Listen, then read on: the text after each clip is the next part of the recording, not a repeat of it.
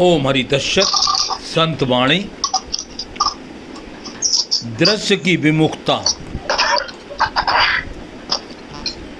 दृश्य की विमुखता का अर्थ है विषयों से इंद्रियों को विमुख करना।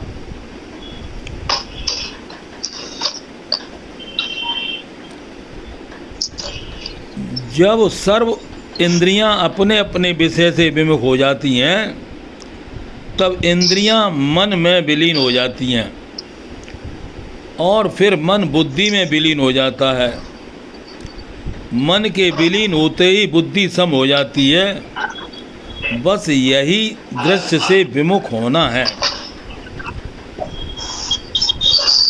तो दृश्य की विमुखता का अर्थ है विषयों से इंद्रियों का विमुख करना। इंद्रियां विषय में लगी रहती हैं, इसलिए हमारा कर्तव्य है कि उनको उससे विमुख करना।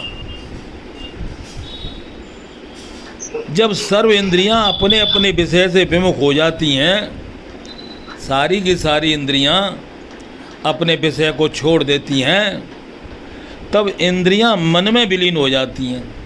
फिर वहाँ ना जाकर ये मन में आ जाती हैं और फिर मन बुद्धि में विलीन हो जाता है। फिर ये क्रम क्या होता है? ये मन किससे जुड़ जाता है? बुद्धि से। मन के विलीन होते ही बुद्धि सम हो जाती है। मन के विलीन होते ही बुद्धि सम हो जाती है। बस यही दृश्य से विमुख होना है। सत्संग हमारा बस यही काम करता है। जब हमने सत्य को स्वीकार कर लिया तो हमारी इंद्रियां विषयों से छोड़कर मन के अधीन हुई, मन को भी छोड़कर बुद्धि के अधीन हुई और बुद्धि के सम होते ही हमारा काम बन गया बुद्धि की समता।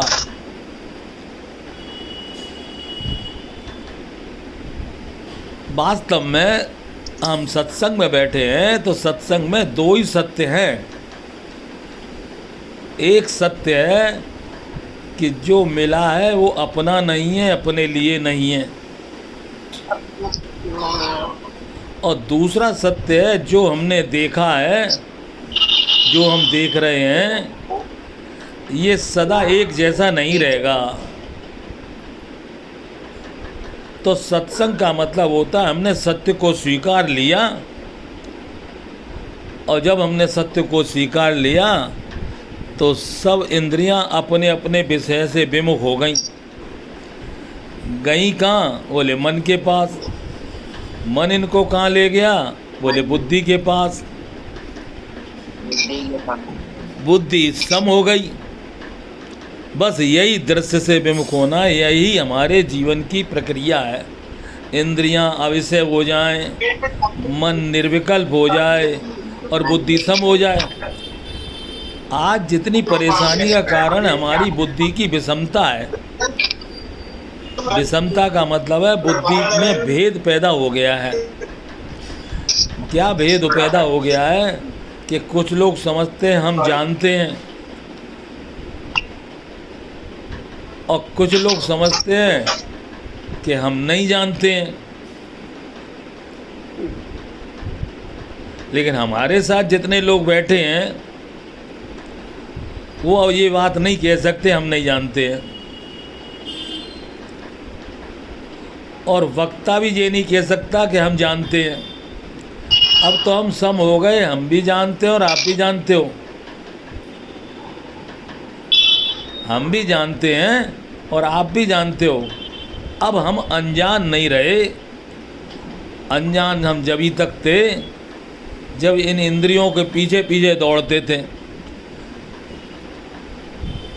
इंद्रियां हमें दौड़ाती थी और हम परेशान होते थे। अब हम समझ गए कि ये इंद्रियां केवल अपने विषयों में जाती हैं। इंद्रियां अपने विषयों में जाती हैं। अच्छा, जो चीज़ अपना काम करती है कोई गलत काम करती है? इंद्रियां तो अपने विषय में जाती हैं, जाने दो उनको। अब इनको पलटा कैसे खाएं, जिसका आज का हेडिंग है दृश्य की विमुखता। हम इस संसार में आए, पलटा खाएं तो कैसे खाएं? तो बस पलटा कुछ नहीं खाना, इस इंद्रियों को ही पलटना है। अब इंद्रियों को कहाँ तक पलटेंगे? पलटना है तो अपने आप को पलटना है, क्योंकि इंद्रियां मन के अधीन है, मन बुद्धि के अधीन है, और बुद्धि बुद्धि के देवता यानी हमारे अधीन है। तो दुनिया बदले ना बदले, हम बदल जाएं, हम पलटा खा जाएं, तो हमारा एक कार्यक्रम पूरा हो जाएगा। उसका नाम है करणीय कर्म। अब हमने कर्म तो करने हैं, लेकिन करणीय कर्म करने हैं, और वो करणीय कर्म क्या है? दृश्य की विमुखता। हमें कौन परेशान कर? ये दृश्य ही तो परेशान करता है। कभी अनुकूल हो जाता है तो कभी प्रतिकूल हो जाता है। प्रतिकूल होता है तो हम रूठ जाते हैं, अनुकूल हो जाए तो हम खुश हो जाते हैं। अब हम किसी के प्रतिकूल नहीं बोलेंगे, ये हमने कोशिश की है क्योंकि हमने देख लिया प्रतिकूल बोलते ही लोग रूठ जाते हैं, जबकि प्रतिकूल बोलने से और पक्का होना चाहिए कि कोई तो आदमी ऐसा मिला जो हमारी बात हमारे मुंह पे कह देता है। अब भाई साहब चिकने खड़े हो गए तो इसलिए ये ताकत हमारे अंदर कहाँ से आई? ये ताकत आई दृश्य की विमुखता से। हमने दृश्य को देखा, पहले दृश्य में ही हम परेशान हो जाते थे, देखकर ही परेशान हो जाते थे। अब तो दृश्य आए चाहे जाए, जैसे गोपियां कृष्ण के न रहने पर कभी परेशान नहीं हुई। उद्धव समझाने आए तो उद्धव को उल्टा पाठ पढ़ा दिया गोपियों ने कि तुम हमको क्या समझाने के लिए आए हो? कृष्ण तो हमसे कभी अलग हुए ही नहीं, वो हमसे कभी अलग हो नहीं सकते। अब हम पक्के हो गए, भगवान हमसे अलग नहीं हो सकते। पहले अलग हमें क्यों मालूम पड़ता था? हम दृश्य को ही समझे रहते थे, दृश्य ही है, हमें देखना है। अब हमें देखना नहीं, अब हमें देखने वाले को देखना है, और वो देखने वाला कोई और नहीं, हम खुद हैं। हम ही दृष्टा हैं, और हम ही में दृश्य है, और हम ही में दृष्टि भी है। तो केवल दृष्टि का परिवर्तन है। वो कब होता है? जब हम ये बात जान लें किसके बाद क्या होता है। इंद्रियां अपने अपने विषयों से विमुख हो जाती हैं। कब हो जाती हैं? जब इंद्रियां मन में विलीन हो जाएं, हमारे मन में विलीन हो जाएं, समा जाएं। फिर मन बुद्धि में विलीन हो जाता है। यहाँ से चली गाड़ी तो पहले एक स्टेशन पर रुकी, फिर दूसरे स्टेशन पर रुकी, और फिर अपने मंजिल पे पहुँच गई। तो ये इंद्रियां विषयों की ओर जाती थीं, अब ये बस विषयों की ओर ना जाकर अब मन की ओर जाती हैं। और मन हमारा सदा प्रसन्न रहता है। तो वो प्रसन्न मन क्या करता है कि भैया अब संसार में नहीं भेजता है। संसार में कौन लोग जाते हैं? जो दुखी होते हैं। सुखी लोग संसार में नहीं जाते। तो वो सुखी लोग करते क्या हैं? शांत होकर कुछ देर बैठते हैं। जब शांत होकर बैठते हैं तो अब ये मन संसार की ओर ना ले जाकर बुद्धि की ओर ले जाता है। अब ये बुद्धि के पास पहुंचता है तो मन सम हो जाता है। ऊबड़ खाबड़ रास्ता नहीं मिलता मन को ऐसा रास्ता मिलता सम, समान। तो बुद्धि की समता तक ही हमारा कार्यम कर्म है। इसलिए इसको हम लोग बोलते हैं इंद्रियां अविषय हों, मन निर्विकल्प हो, बुद्धि सम हो, तो बस बुद्धि की समता तक ही हमारा कार्यम कर्म है, करणी कर्म है।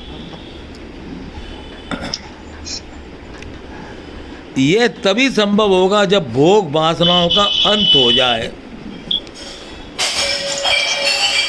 हमें भोग वासनाओं से जुड़ना नहीं है। भोग हमें आकर्षित करते हैं और एक बार किया हुआ भोग दूसरी बार करने पर वासना का रूप ले लेता है।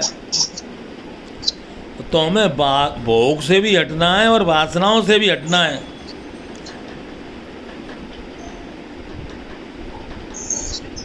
ये तभी संभव होगा जब भोग वासनाओं का अंत हो जाए। ना हमें भोग चाहिए और ना वासना चाहिए।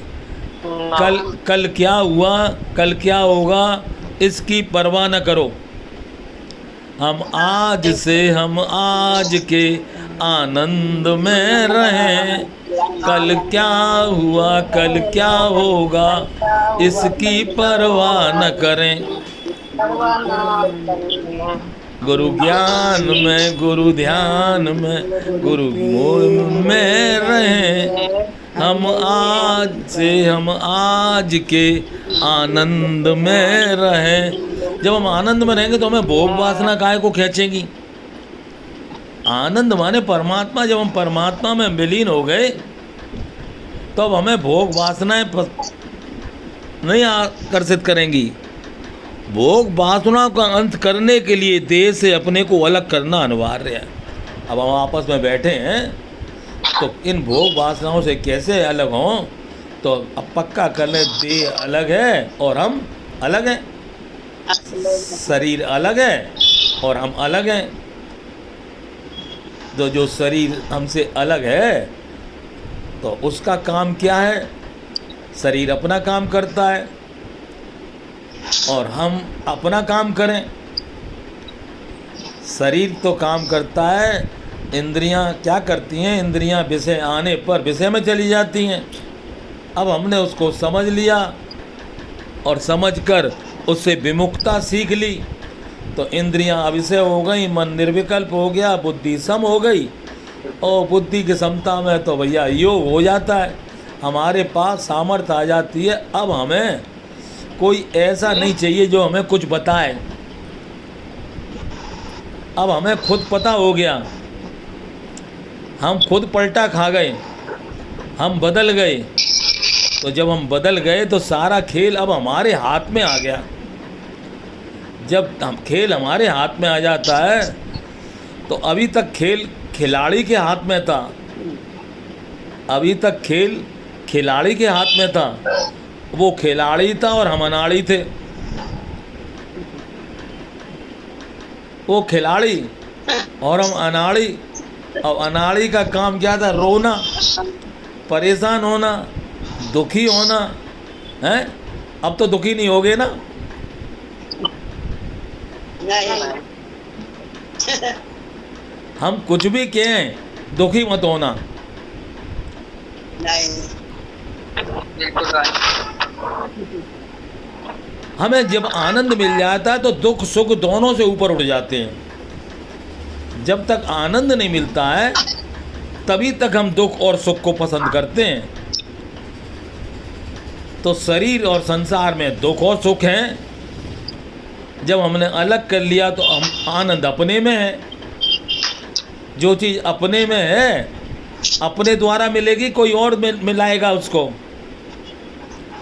अपने में जो चीज़ है वो अपने द्वारा मिलेगी। तो अपने में कैसे मिलेगी, वो विश्वास से। कौन सा विश्वास, यही विश्वास कि अब वो कृष्ण भगवान हमारे अपने पास हैं। लोग कहेंगे मथुरा चले गए, अरे वो मथुरा चले गए होंगे, हमने तो उन्हें अपने हृदय में बैठा रखा है। हृदय से जाएं तो हम जाने, शरीर से चले गए तो क्या लेना देना। हृदय से जाएं तो हम जाने। तो इसलिए हम गाते हैं, हे हृदयेश्वर, हे प्राणेश्वर, हे परमेश्वर, हे समर्थ, हे करुणा सागर, विनती ये स्वीकार करो, भूल दिखाकर उसे मिटाकर अपना प्रेम प्रदान करो। हमारी भूल बस इतनी थी, हमने विभाजन नहीं किया था। शरीर अलग है और हम, शरीर अलग है और हम अलग हैं। शरीर अपना काम करता है और हम अपना काम करें।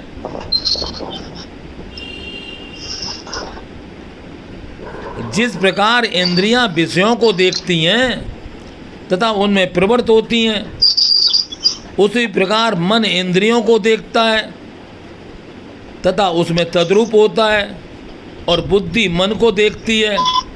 किंतु जो बुद्धि को देखता है वो समस्त दृश्य से अतीत है। जो बुद्धि को देखता है वो इस समस्त दृश्य से अलग है। समस्त दृश्य माने समस्त शरीर से अलग है। तो हम इस शरीर से अथवा दृश्य से अलग हैं कि नहीं? अलग हैं। जिस चीज से हम अलग हैं उससे हम परेशान काहे को हों? सही बात। वो हमसे अलग है और हम उससे अलग हैं।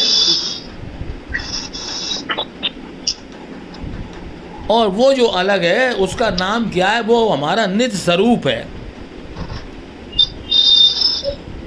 हम जो अलग हैं उसका नाम है निज स्वरूप। उसी में अपने को विलीन कर देना, बस बेड़ा पार है। अपने स्वरूप में आ जाओ। ये सारी चीज़ें किस में विलीन कर दो? निज स्वरूप में। हमारा स्वरूप है। जब भी हम प्रारंभ में बैठते ना, निज स्वरूप में आ जाओ। प्रसन्न मुद्रा में ओम का उच्चारण करो। हैं? जब अपने में हम आ गए, निज स्वरूप में आ गए, तो अब बेड़ा पार है हमारा। हमें केवल अपने स्वरूप में आना था। जब ही कहते हैं तुम खुद अपने स्वरूप में आ जाओ और खुद ही के बदले खुदा को पा जाओ, खुदा परमात्मा तुम्हें मिलेगा। तो परमात्मा कहाँ? हमारे स्वरूप में है। परमात्मा की प्राप्ति केवल उन्हीं लोगों को आसानी से हो जाती है जो अपने निज स्वरूप में रहते हैं। हमारा निज स्वरूप क्या है? जगत में उदारता, अपने आप में स्वाधीनता और सबके साथ प्रेम। जिसने निज स्वरूप में रहना सीख लिया तो वो बड़ा बेशर्म हो जाता। उससे कुछ भी कहो उस पर कोई असर नहीं होता।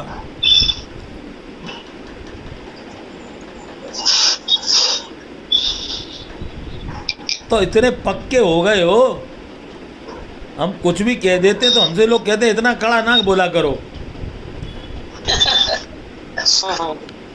तो हमने कहा भैया नहीं बोलेंगे कड़ा, क्यों? हमने तो देखा जिससे भी कड़ा बोलो तो क्या कहते वो नाराज हो जाता है। तो हमने कहा 2-4 बार नाराज करके फिर देखते हैं कितनी देर नाराज रहते हैं। अब हमें मालूम है कि अब हमसे आप लोग कभी अलग नहीं हो सकते। मुद्दई लाख बुरा चाहे क्या होता है?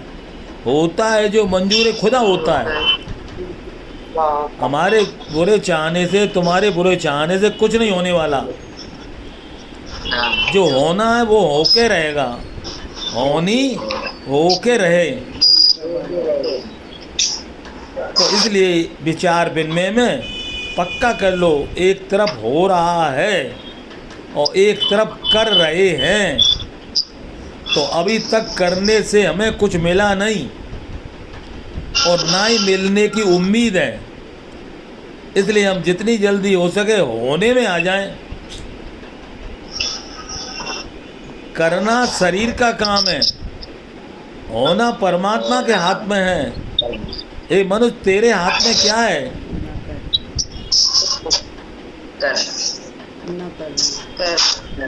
ना करना। जोर से बोलो जिससे पता चल जाए। ना करना, ना करना। हमारे हाथ में ना करना। तो क्या ना करना? बुराई ना करना। और क्या ना करना?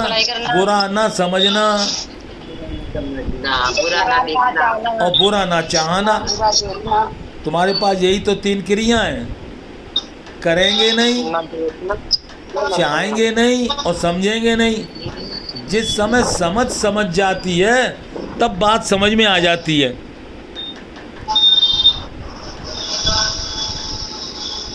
बात जब ही समझ में आ जाती है जब समझ से समझ जाती है, यानी हमें समझ में आ गया हमारा निस्वरूप ही सब कुछ है। हमारा जो स्वरूप है, रूप नहीं, रूप तो है शरीर का और हमारा है स्वरूप। आत्मा का। तो जब हम अपने स्वरूप में आ जाते हैं तो सारी समस्याएं हल हो जाती हैं, सारा बेड़ा पार हो जाता है। करना क्या पड़ा? बोले बस समझ लिया, कार्यम कर्म करना पड़ेगा, करनी कर्म करना पड़ेगा। इन इंद्रियों को विषयों से विमुख करना पड़ेगा। इंद्रियां विषय से विमुख हो जाएं तो ये मन के पास आ जाएंगी। मन बेचारा क्या करेगा? अपने पहले ही बड़ा भारी है, वो मन कहेगा तुम बुद्धि के पास जाओ, तो मन इसको भेज देता है बुद्धि के पास और बुद्धि इसको भेज देती है बुद्धि के देवता के पास। ये बुद्धि का देवता कौन है? वो हमारा निस्वरूप है। हम ही हैं बुद्धि के देवता। ये संसार के 33 करोड़ देवी देवता तो बहुत हैं, कहाँ तक इनकी गिनती करें? यदि हम अपने स्वरूप में आ जाएं तो 33 देवी देवता करोड़ हमारे ही स्वरूप में आ जाते हैं। तो हमें अपना स्वरूप याद रखना चाहिए और वो स्वरूप व्यवहार से पता चलता है। देखो, सोना कसने से और आदमी बरतने से। यदि तुम मानव हो गए तो मानव होने के बाद तुमको संसार बरते के देखेगा, मानव हो भी के नहीं। तो मानव हम कब बनेंगे? जब परिवार के साथ उदारता से रहेंगे। जरा जरा बात में खींच जाते हैं, बच्चों से कैसे बोलते हैं। देखो, इतनी उम्र हो गई, बच्चा कहता है काहे क्या सत्संग करते हैं, इन्हें बोलना तो चालना तो आता नहीं। इनके मतलब का होता है तो बड़े खुश और मतलब का नहीं होते हैं तो चीखने चिल्लाने लगते हैं। ये चीखने चिल्लाने वाला कौन है? बोले वो पागल है। जोर जोर से कौन चिल्लाता है? पागल। और चिल्लाते सभी हैं, बोलते तो सभी हैं। कोई आदमी धीरे धीरे बोल के चलता है, हैं? कोई आदमी थोड़ा तेज बोलने लगता है और एक आदमी इतनी तेज बोलने लगता है। तो जब वो तेज बोलने लगता है तो गुस्से में आता है। तो आदमी पागल कब होता है? गुस्से में ही तो होता है। गुस्से में हमने अपना ही नुकसान किया है। क्रोध में हमने अपना ही नुकसान किया है। हम क्रोध के कारण अपने ही अपने से दूर हो गए। ये संसार ने हमको नहीं छोड़ा। संसार तो अभी तक हमारी पकड़ में भी नहीं आया था। जब जैसे हम पकड़ ही नहीं पाए थे तो हमें छोड़ेगा क्या? लेकिन हमने जो थे वो नहीं बन पाए। हम मानव थे, हम मानव नहीं हो पाए। तो मानव कौन होता है? जो परिवार में उदारता पूर्वक रहता हो। जब भी तो ऐसे व्यक्ति है, आवाज़ सुनो, बेटा, बबुआ, हैं? कैसी प्यार भरी बोली है। सही बात। और कामना युक्त प्राणी की सुनता ही नहीं है। सुबह से शाम हो गई चिल्लाते चिल्लाते, समझाते समझाते समझाते समझ नहीं पाया। अच्छा, तुम समझ गए हो? या समझ गए हो तो फिर समझदारी से बोलो। अब इस बात को बुरा तो नहीं लग रहा है तुम लोगों को? भाई साहब, हमारे अंदर ही 3 बत्तियां हैं, लाल, हरी, पीली। किस समय कौन बत्ती जल जाती है कुछ पता नहीं लग पाता। Very good. तो देखो, ये लाल बत्ती है, ये गरम की है। हाँ। लेकिन है रोकने के लिए। और हरी बत्ती वास्तव में जाने के लिए है, हाँ, और पीली सावधान बत्ती करती है ठहरने के लिए।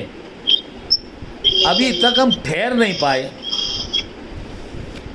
जब से हमारा जन्म हुआ है तब से हम रुक नहीं पाए, बोलते रहे, चलते रहे, करते रहे, सो रहे हैं तब भी क्रिया में रहते हैं, चिंतन में रहते हैं, स्थिति में रहते हैं। ये गाड़ी कब स्टार्ट हो गई हमें पता नहीं है। ये गाड़ी अभी तक रुक नहीं पा रही है। स्टार्ट कब हो गई ये हमें पता नहीं चला। हाँ, अब ये बंद नहीं हो पा रही है, तो इस गाड़ी को रोकने के लिए पीली बत्ती रोक पाएगी? नहीं रोक पाएगी। सावधान करेगी। पीली बत्ती नहीं रोक पाएगी। हरी बत्ती रोक पाएगी? तब तो चल देंगे। नहीं रोक पाएगी। केवल एक ही बत्ती है, लाल बत्ती। लाल बत्ती। अब ये क्रोध का प्रतीक है। हाँ, ये लाल बत्ती क्रोध का प्रतीक है। लेकिन मनुष्य से कहा है कि क्रोध मत कर, लाल साड़ी पहन लेना। देवी मैया कौन सी साड़ी पहनती है? लाल हैं? देखो इतनी सारी देवियां हैं, उसमें हमने देख लिया एक दो देवियां बिल्कुल लाल साड़ियां पहने हैं। तो इसलिए पीली बत्ती काम नहीं आई। और हरी बत्ती तो पता नहीं कब से स्टार्ट है,